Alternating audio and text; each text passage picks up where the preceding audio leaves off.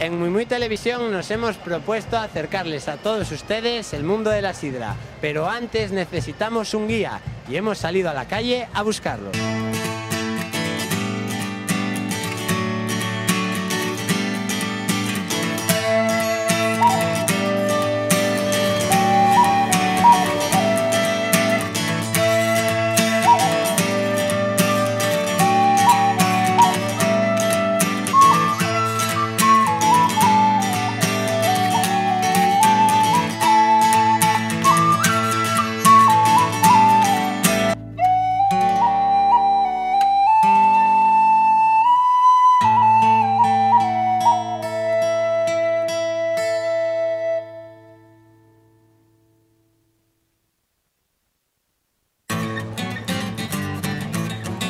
Estamos buscando al guía de la sidra. Queremos saber qué tiene que tener un paisano para poder ser guía de la sidra.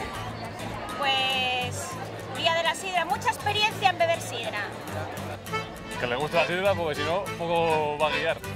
De un buen paladar y comer pinchos a retorcer. No, ni puta idea. Pregúntale a qué.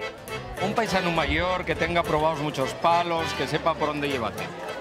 Bueno, aparte de saber beberla, estamos en horario infantil. No, yo no lo sé. Bueno, hay que saber mecharla y forrar bien, porque esto es un manjar. Pues hombre, alguien que le guste la sidra en principio y que pueda conocer varios palos. A ver, el currículum de la guía de la sidra son los años que lleven los yagareros haciendo sidra. In Ireland you have cider. Yeah. The different type of ciders con gas. Tenemos sidra, pero con gas, no como aquí, natural. Persona que sepa echar sidra y que la ha hecho muchas veces. Y sabe de lo que es. Si no, no llega a ningún lado. Nosotros los forasteros no sabemos más que beber, mira, más que beber. Nada, hay que buscar a la gente mayor, que es la que tiene la calidad de los años antiguos. Pues me imagino que tendrás que saber cómo son las buenas manzanas de aquí de Asturias.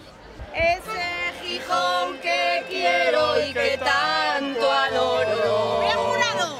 Que esto ya es la Virgen. Ese Gijón que sueño es su tesoro. ¿Sabéis que hay más sitios en el mundo que se bebe sidra que aparte de aquí en Asturias? Supongo, en el País Vasco, en Inglaterra, en Mallorca también bebemos sidra.